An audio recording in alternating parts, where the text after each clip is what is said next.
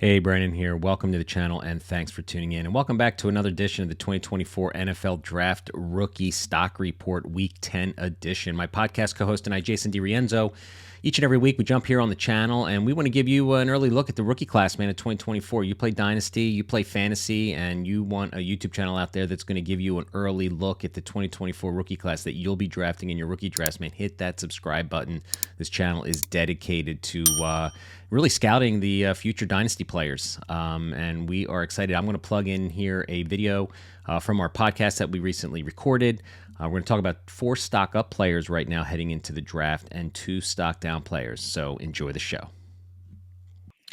All right, Jason, let's get to our Devy, our NFL stock report show. Let's do it. You want to go first this time? Sure, I'll go first. Go ahead. Take the floor, my friend. All right.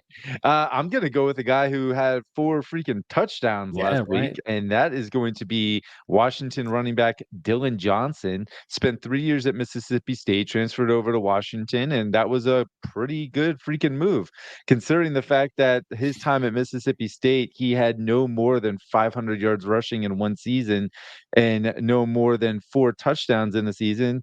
And already to this point in 2023, he's got 686 rushing yards, 10 touchdowns to 1 fumble. I'd say that's pretty good.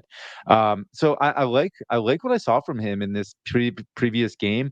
I thought he looked very composed, runs with good tenacious ability, keeps his pad level low. I like the agility, just the quick steps in order to keep his feet moving while not losing speed.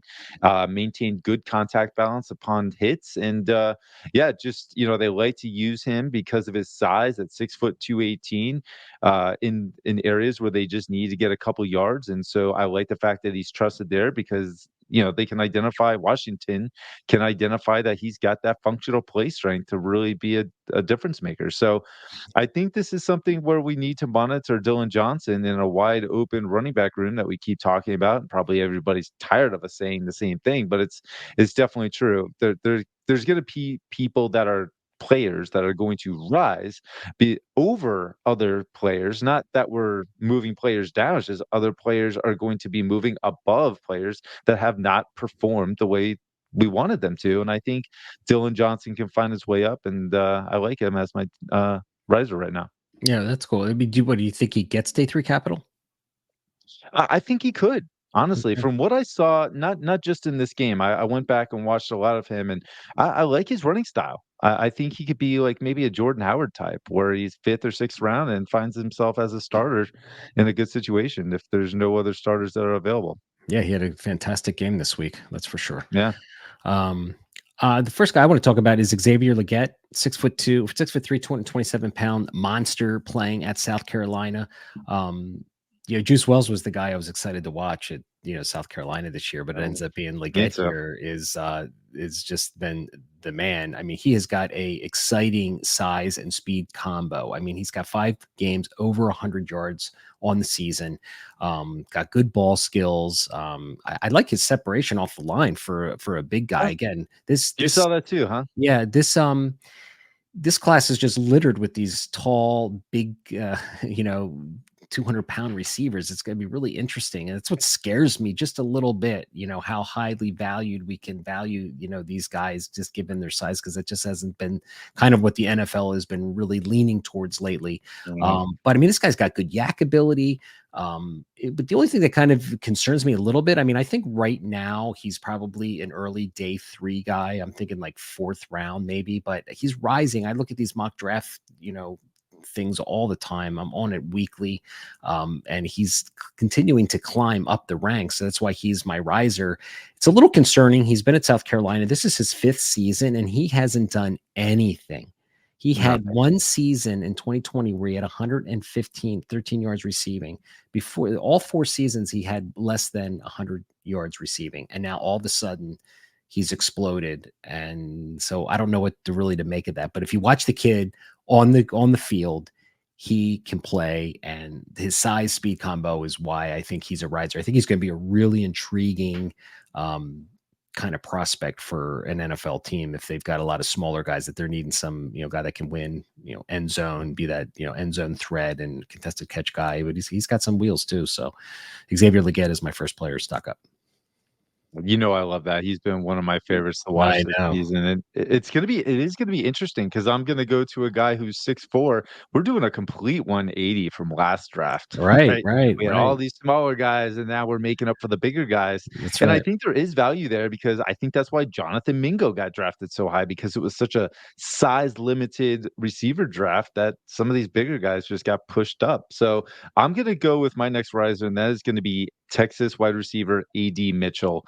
And guys, I mean, we saw it in this previous game this weekend where Mhm. he is that deep threat. He's got great ball tracking ability. He's got those long strides. He can gain yards after the catch.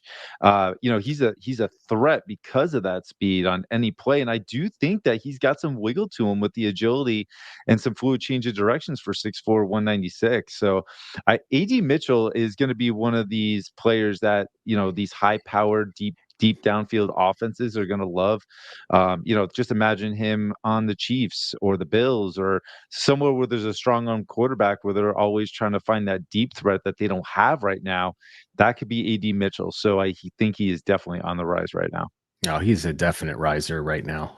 Yeah. Without a doubt. I'm going to go with the deeper guy for my second pick. A guy who I was watching Florida, Ricky Pearsall. He is a senior, 6'1", 190 Mm. pounds, 5-year player also. So another older prospect, but I don't think the NFL cares about. I think that whole junior, is better than a senior conversation is over when it comes to prospecting NFL prospects. But I mean, he was the most reliable target for Anthony Richardson last year. And he made a catch this past weekend. I was making a film on somebody, I forget who they played, and he was going streaking down like on a down the middle of the field and made a fantastic adjustment on the ball. And he's been getting some draft buzz. He's been invited to the Senior Bowl. So Nagy has already put out a couple tweets about this kid that he really likes what he sees and invited him down there. Plays 60% out of the slot. I see him with that frame 6'1", 190. He's not a boundary guy. He's going to be a slot guy at the NFL level. Man, he was snappy out of his breaks. He just looks like one of those players like a Lad McConkey, who's going to be one of those just players who's going to be your quarterback's best friend. He's not going to have the most athleticism. He's not going to be the most physical guy out there, but he's just a guy who can just get open. And I could see him being a wide receiver 3 possibly on a team, or a wide receiver 4 on a team. He's not going to be a high prospect, but I wanted to give him a riser because he has been rising up ranks. He has been getting some buzz, and he's really having a really nice season. Every year he's played ball, he has gotten more production. So he just has an opportunity. He was at Arizona State for 3 years, then transferred. He's been at Florida for 2 years. And we know Florida has had, have not had a lot of success with wide receivers, hitting our NFL or dynasty rosters. But Ricky Pearsall, name to keep an eye on. He could be a, round 3 rookie draft pick for us, round 4 maybe in our rookie drafts next year. You know what's interesting? He reminds me a little bit of Charlie Jones, and it's Mm-hmm. so funny that you said Lad McConkey because I was gonna say he's Florida's Lad McConkey, like Yeah. always available, always open, and he's just Mr. Reliable every single game, Mm-hmm. and that goes a long way, and there's a lot of value there. So Yeah. yeah, I think that is a really good underrated call. He'll probably be one of those guys that lines up during the draft process. My stock down guy is going to be Tyler Van Dyke. And it sucks because I thought this was going to be like a year where we He could feel flashed good early. about him again. Huh? He He flashed flashed early, right? early. Yeah, he did. I was like, okay, so he was injured, but this is who he is. Man, the first 4 games of the season didn't have an interception. The last 4 games, holy geez, man, 3 interceptions, 2 interceptions. Like it has just completely. He's fallen off the map, and I'm not sure what is going on with him. Maybe there's something I'm not too sure of, but I had to go watch some of these games, and he does not look good at all. Missing reads, overthrowing players, and he's got some athletic receivers. So I'm surprised they're just not trying to get the ball out of his hands quicker if there is something wrong. But yeah, he is definitely a stock down because the inconsistency alone, where you can't even trust him to play a full season, with either not getting injured or just playing a full season with consistency of accuracy, that's a huge problem. So Tyler Van Dyke is definitely a stock down. Yeah, he'll probably be an undrafted free agent, I would assume. I gotta think at this point that's Yeah. probably the route he's going. Yeah, he Yeah. did have some value early on. So my stock down player, I want to talk about Michael Sturdivant, 6'3", 205 pound receiver junior. May come back for another season. Played 2 seasons at Cal, 1 season here at UCLA. Transferred. He had a fantastic first game against Coastal Carolina. 5 receptions for 136 yards and 1 TD. And I actually did a film on this YouTube channel. On my YouTube channel rather. Of that particular game, and he flashed so many nice traits, Jason. I mean, he had the boundary receivers with the toe tap. He had the elusiveness. I really liked his acceleration off the line, and really found the seams in the zone coverage. And just, I thought this was the time that he was going to emerge, was getting some draft buzz, but it has been a really rough road since then. He hasn't had more than 60 yards on any game for the following 7, 8, games, or however many they are. So I think that lack of production in all of, the Pearsalls and the Legettes, right? All these other receivers that you had mentioned before that are starting to kind of rise.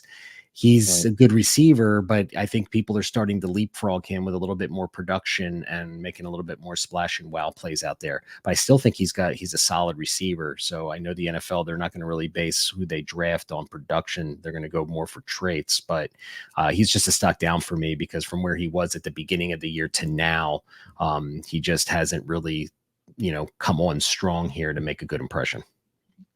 I think leapfrog is definitely the right word to use, and that's probably the word I was looking for. He's a great player. He's got the size speed combination that NFL teams are looking for. I think the team itself just lacked identity once they figured out that Dante Moore was just not going to be it, and they're trying to scrounge around hoping that Ethan Garbers is going to be the guy, and it's just not happening for them. So I think NFL teams are going to be evaluating the traits of Michael Sturdivant more so than what the on-field is displaying with the lack of offensive identity they have. Yeah. So, well, there you guys got it. Those are our 4 stock up players for this week, and our 2 stock down players for our week here for the NFL Scout Report.